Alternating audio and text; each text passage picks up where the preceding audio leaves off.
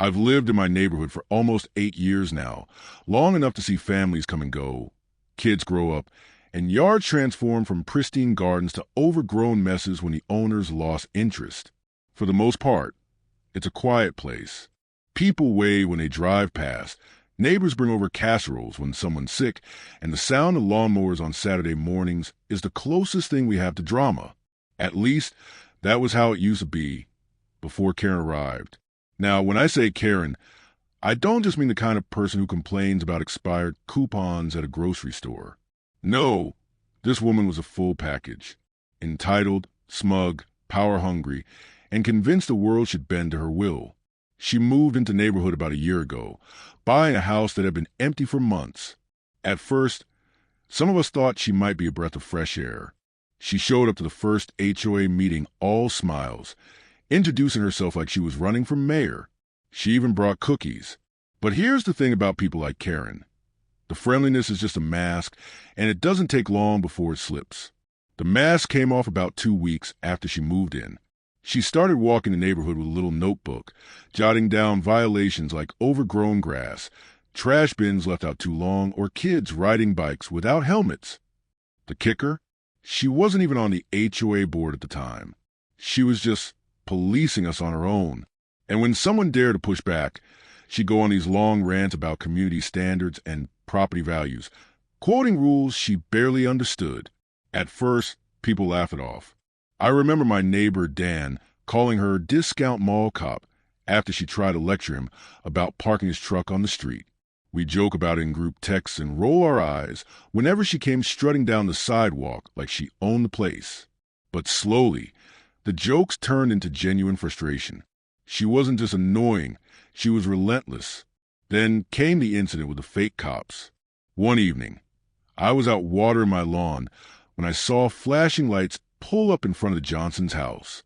2 men in uniforms got out of a car that, at first glance, looked like an unmarked police vehicle. But the decals were off, too shiny, too cheap looking, and the men didn't exactly scream professional. They had badges clipped to their belts but no name tags, and they were wearing sneakers instead of boots. I stood there, hose in hand, pretending to water while eavesdropping. Karen was right there with them, pointing at the Johnsons' newly built shed and yelling about unauthorized structures. The so-called officers were writing something down while she nodded furiously, like she was a queen of the block handing down royal decrees. It didn't take a genius to figure out they weren't real cops. Later, someone looked up the car's plates and found out it was registered to some private security company. Karen had apparently hired them herself to patrol the neighborhood, and she introduced them at the next HOA meeting as our new safety officers. The board, of course, shut that down immediately, but not before half the street had already started whispering about her antics. That was when people stopped laughing. Karen wasn't just the annoying new neighbor anymore. She was a problem. For me, the breaking point came one Saturday morning. I had just finished mowing my lawn when Karen marched up to me, hands on her hips, sunglasses perched on her nose like she was about to issue me a ticket. She told me my mailbox was 2 inches too tall and that it was an HOA violation. I nearly choked. The mailbox had been there for years, installed according to HOA guidelines, and not once had anyone mentioned it. But Karen had her little notebook out, writing it down like she was building a case against me. That's when I realized something. She wasn't going to stop. She wasn't going to get bored or back down. Karen was the type who thrived on control, who lived for the drama. And if someone didn't stand up to her, she'd keep making our lives miserable until the whole neighborhood bent to her rules. I remember standing there, sweat dripping down my back, listening to her go on about aesthetic uniformity and long-term property values, and thinking, this woman has no idea who she's messing with. Because if Karen wanted a fight, I was more than ready to give her one. After the mailbox incident, I figured maybe Karen would lose interest if people ignored her. That's usually what happens with busybodies. They bark for a while, then quiet down when nobody gives them the attention they're starving for. But Karen wasn't like that. She didn't need attention. She needed control. And control, as I quickly learned, was something she wasn't going to give up without a fight. The first escalation came with the infamous HOA violation flyers. One morning, I walked outside to grab my newspaper and found a bright yellow paper taped to my front door. At first, I thought it was some sort of community announcement, maybe a lost pet notice or yard sale ad. But no, it was a violation notice. Not an official HOA letter. Mind you, just a sheet of printer paper with the HOA logo crudely copied and pasted at the top. Underneath was a list of my infractions, lawn cut unevenly, garbage bin visible from the street, and, again, that 2-inch too tall mailbox. At the bottom, in big bold letters, it read, "Failure to comply will result in fines and further action." The kicker? The notice wasn't signed by anyone on the HOA board. It was signed by Karen, acting HOA compliance officer. I laughed out loud right there on my porch. It was so ridiculous, so petty, that I figured it had to be a joke. But as I looked around, I noticed my neighbors walking to their mailboxes holding the same bright yellow papers. Everyone on the street had been hit, some for trivial things like too many lawn ornaments or patio chairs faded. One poor guy got dinged for having excessively tall sunflowers. Dan, my neighbor across the street, crumpled his notice up and tossed it into his trash bin. "She's lost her damn mind," he muttered loud enough for half the block to hear. But Karen wasn't just satisfied with handing out fake violation slips. She escalated again, this time with threats. A week later, during another HOA meeting, she stood up and declared herself the acting compliance chairperson. Nobody had elected her, of course. Nobody had even suggested such a position existed. But there she was, waving her little notebook around like it was the Constitution. She announced she was documenting infractions and would report non-compliant homeowners to county authorities. I'll never forget the look on the actual HOA president's face. This sweet retired woman named Linda blinked at Karen like she couldn't believe what she was hearing.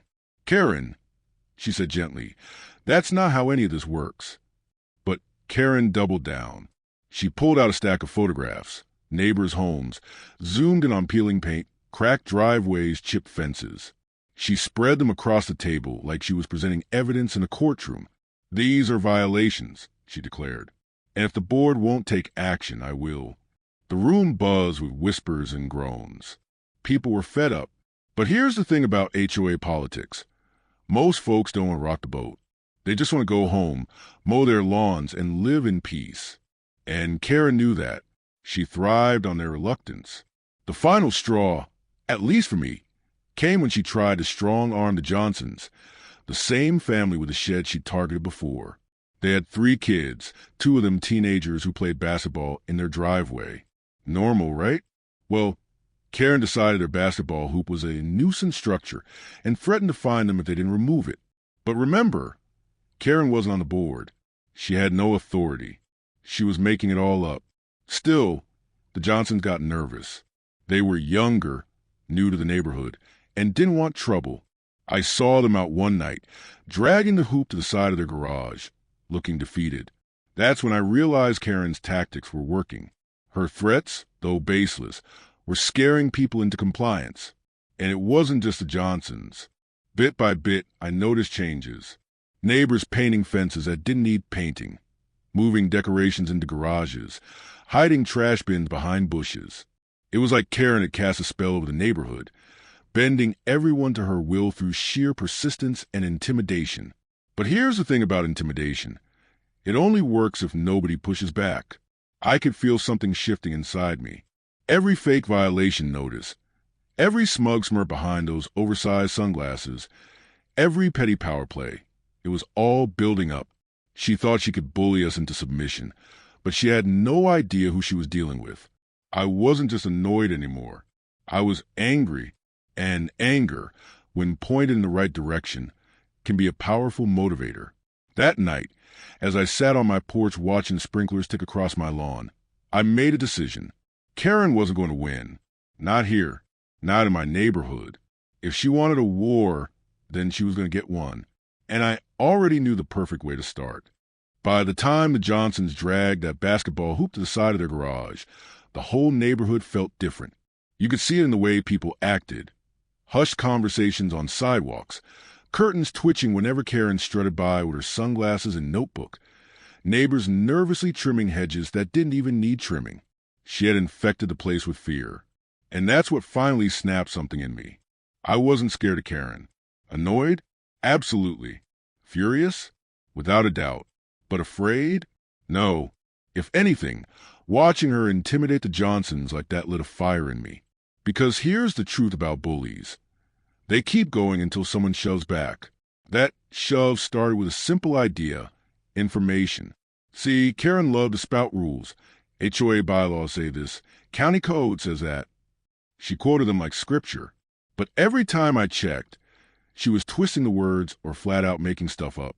So one night, I sat down at my laptop, logged into the HOA portal, and downloaded every single bylaw amendment and guideline we had. Then I pulled up the county zoning codes for good measure. It was like arming myself for battle. The more I read, the more obvious it became. Karen didn't know what she was talking about. Half her so-called violations weren't violations at all. In fact, some of her complaints directly contradicted the bylaws. She claimed basketball hoops were nuisances, but the rules clearly allowed portable recreational equipment, as long as it wasn't on the street. She said my mailbox was too tall, but the HOA guidelines allowed for a variance of up to 4 inches. She wasn't enforcing rules. She was inventing them, and that gave me an idea. The next HOA meeting rolled around 2 weeks later. The usual group gathered in the clubhouse. Linda at the head of the table, a few board members, and about 20 neighbors who had grown tired of Karen's antics. And of course, Karen herself, front row, notebook open, pen poised like she was about to write down everyone's sins. When the floor opened for community concerns, Karen pounced. She launched into a tirade about systemic noncompliance and how our neighborhood was falling apart because of people like the Johnsons and me. She slapped down a folder thick with photos, flyers, and scribbled notes, demanding the board take immediate corrective action. I waited until she was done, then stood up. Now, I'm not a confrontational guy by nature, but something about the smug way she smirked at me, like she knew I wouldn't dare challenge her, fueled me. So I pulled out my own stack of papers, the actual HOA bylaws, printed and highlighted. Karen, I said calm but firm, I've gone through every single rule in this book. And guess what? Half of what you're claiming isn't even in here. I held up the section on recreational equipment and read out loud. Portable basketball hoops are permitted as long as they are placed on private property. Then I flipped to the mailbox guideline. Mailbox height may vary within 4 inches of the standard. Each time I read a passage, I could see neighbors nodding, whispering, relief spreading across their faces like sunlight breaking through clouds. Karen's smug grin faltered. She stammered, tried to argue, but I cut her off with the printed text. You've been bullying people with fake rules. You're not the compliance officer. You're not even on the board. And this, I lifted one of her yellow flyers. This is fraud. You can't threaten fines that don't exist. The room buzzed louder now. Dan slapped the table and barked. Finally, someone said it. Others chimed in, echoing their frustration, emboldened by the fact that the truth was in black and white. Karen's face flushed red. She sputtered something about interpretations and maintaining standards, but the damage was done. The board president, Linda, cleared her throat and said firmly, Karen, you are not authorized to enforce anything. Please stop harassing your neighbors. That should have been the end of it. A normal person might have been embarrassed enough to back down, but Karen wasn't normal. Instead, she doubled down, claiming she had external contacts who would enforce her standards if the HOA wouldn't. She muttered something about taking matters into her own hands, then stormed out of the meeting, sunglasses still perched on her head even though it was dark outside. And that's when it hit me. Exposing her lies wasn't enough. She wasn't going to stop just because she'd been humiliated once. No, Karen was the type to come back swinging harder. If I really wanted to protect my neighborhood, I needed more than bylaws and polite corrections. I needed a plan. As I walked home that night under the glow of the streetlights, the crickets chirping in the bushes, I felt strangely calm, almost excited, because now it wasn't just about defending myself. It was about standing up for everyone she had bullied. Karen wanted control. I was about to take it away from her. Revenge doesn't always have to be loud. Sometimes the sweetest revenge is quiet, methodical, and impossible to deny. That was the approach I decided to take with Karen. If she wanted to play compliance officer, then fine. I'd show her what real compliance looked like. Step 1 was documentation. Karen had spent months following us around with her little notebook, writing down fake infractions. Well, 2 could play that game. Except instead of vague scribbles, I armed myself with hard evidence. Every time she trespassed on someone's lawn, I snapped a photo. Every time she handed out fake flyers or paraded her officers around, I recorded video on my phone. Within a few weeks, I had built a small archive of her harassment, a digital dossier of Karen's reign of terror. Step 2 was strategy. The key to beating Karen wasn't just exposing her lies at a meeting. It was making it official. So I compiled my evidence into a neat little presentation and sent it to the actual HOA board, along with a detailed write-up of every bylaw she had broken herself. That's right. In her desperate crusade for control, Karen had become the very thing she claimed to hate: harassment, falsifying notices, impersonating officials. It was all right there in black and white. Linda, the HOA president, called me personally after reading it. Her voice was calm, but I could hear the relief. I knew she was a problem, she said, but this is more serious than I realized. Step 3 was patience. The next HOA meeting rolled around, and word must have spread, because the clubhouse was packed tighter than I'd ever seen it. Neighbors who usually avoided drama showed up, arms crossed, ready for fireworks. Karen, of course, arrived early, notebook clutched in one hand, smug grin firmly in place. She sat in the front row like she was a star of the show. But tonight, the spotlight wasn't on her. Halfway through the agenda, Linda cleared her throat and said, "We need to address ongoing complaints of harassment and misconduct within the community." She looked directly at Karen, then nodded at me.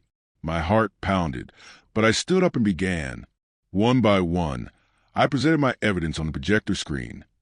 Photos of Karen sneaking onto lawns, videos of her handing out fake violation slips, clips of her strutting around with her so-called officers. Each image was met with gasps, groans, and whispers. Then came the kicker: the bylaws. Highlighted sections projected in bold letters, directly contradicting every claim Karen had ever made. The basketball hoops? Allowed. The mailbox? Perfectly fine. Sunflowers, patio chairs, lawn ornaments.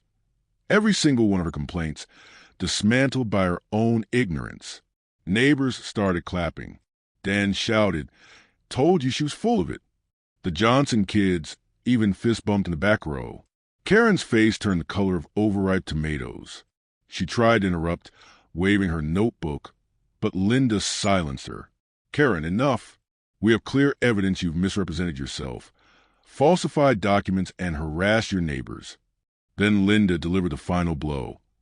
"Effective immediately, you are banned from distributing notices, patrolling properties, or claiming authority on behalf of this HOA. Any further actions will be reported to county authorities." The room erupted. Relief, laughter, applause. It was like the neighborhood had been holding its breath for months and finally exhaled. But I wasn't done, because step 4 was poetic justice. A week later, the HOA issued an official newsletter, this time with their logo, not Karen's. In it, they reminded residents about community guidelines, encouraged kindness, and included a brand new section. Reminder: only authorized board members may issue notices. And just for good measure, they included a sample of fake flyers Karen had been handing out, labeled in bold red letters, "Not official." You should have seen the look on Karen's face when she found that newsletter taped to her own front door. Neighbors walked by and chuckled. Some even waved at her sarcastically, greeting her with, "Hey there, compliance officer." The best part? She couldn't do a damn thing about it. From that day on, Karen's power crumbled. Nobody took her seriously anymore. When she strutted around with her notebook, people laughed instead of cowering. The Johnsons rolled their basketball hoop right back into the driveway. Dan parked his truck on the street just to spite her. And me? I sat on my porch, sipping iced tea, watching her unravel. Revenge wasn't about humiliating her for one night. It was about stripping her of control she craved. And in the end, the neighborhood won. She was just another bitter voice shouting into the void, ignored and powerless. And I've got to say, it never felt so good to water my lawn in peace. For weeks after the HOA meeting, the neighborhood felt lighter.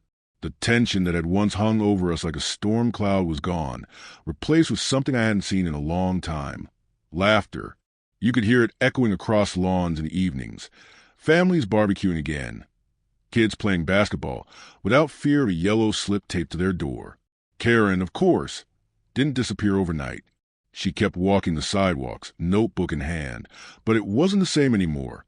Before, people would glance nervously at her, hiding their trash bins or adjusting their lawn chairs when she walked past. Now, they just rolled their eyes, waved mockingly, or ignored her altogether. She was still there, but her power was gone. And for someone like Karen, that was the cruelest punishment of all. But Karen wasn't one to bow out quietly. A month later, she made one last attempt to reclaim her authority. She showed up at the Johnsons' house again, ranting about their basketball hoop, this time waving what looked like a formal letter. The Johnsons, smart enough now to smell her nonsense, called Linda immediately. Within 20 minutes, Linda herself was on the Johnsons' porch, holding the HOA seal and telling Karen to leave. That was the moment Karen lost the last shred of credibility she had. Word spread quickly. By the end of the week, nobody took her seriously, not even the few neighbors who had once humored her. She was just Karen again, not compliance officer, not rule enforcer. Just a middle-aged woman with a notebook and a bad attitude. And then came the final twist of karma. Apparently, in all her obsessing over everyone else's violations, Karen had overlooked her own. One sharp-eyed neighbor noticed her backyard shed wasn't approved by the HOA. Turns out, she had built it without a permit years ago. The board, tired of her harassment and armed with evidence, hit her with an official violation notice, one she couldn't weasel out of. The irony was delicious. For months she had terrorized us with fake rules, and now the real rules finally came for her. The shed had to go. Watching her scowl as contractors tore it down was the cherry on top of a revenge sundae. Life slowly returned to normal after that. The Johnsons brought their hoop back out, brighter than ever. Dan parked his truck wherever he pleased. The sunflowers bloomed tall in Mrs. Ramirez's yard, without anyone daring to say a word. And me? I sat on my porch one evening, sipping my iced tea, and realized how different things felt. It wasn't just about beating Karen. It was about proving that one person's intimidation didn't have to define us. We weren't powerless. We weren't stuck. All it took was one pushback, one refusal to let her lies go unchallenged, and the whole neighborhood remembered it had a voice. Looking back, I don't think Karen was ever truly evil. She was entitled, smug, and desperate for control, sure, but at the end of the day, she was just a person who mistook fear for respect. And when that fear evaporated, so did her power. Neighbors still talk about it sometimes, jokingly calling it the Great Karen Saga. They laugh about the fake cops, the yellow flyers, the meeting where she turned beet red. It's become a piece of neighborhood history, the kind of story new families hear when they move in. Oh, you should have been here when Karen tried to run the HOA like a dictatorship. And every time I hear it retold, I smile, not just because of the revenge, but because of what came after. We're closer now, stronger, united in a way we hadn't been before. We look out for each other, not because some rule book tells us to, but because we want to, and all it took to get here was standing up to one entitled neighbor who thought she could bully us into submission. So, what happened to Karen in the end? She still lives here. She still walks with her notebook, though it's more for show now than anything else. Sometimes I catch her glaring at me from across the street, like she's still plotting her comeback. But I don't worry about it anymore, because the neighborhood isn't scared of her, and neither am I. And if she ever forgets that lesson, well, let's just say my camera is still charged, my files are still backed up, and I'll be more than ready. Because in this neighborhood, we've already seen what happens when Karen meets karma. And trust me, it's a show worth watching twice.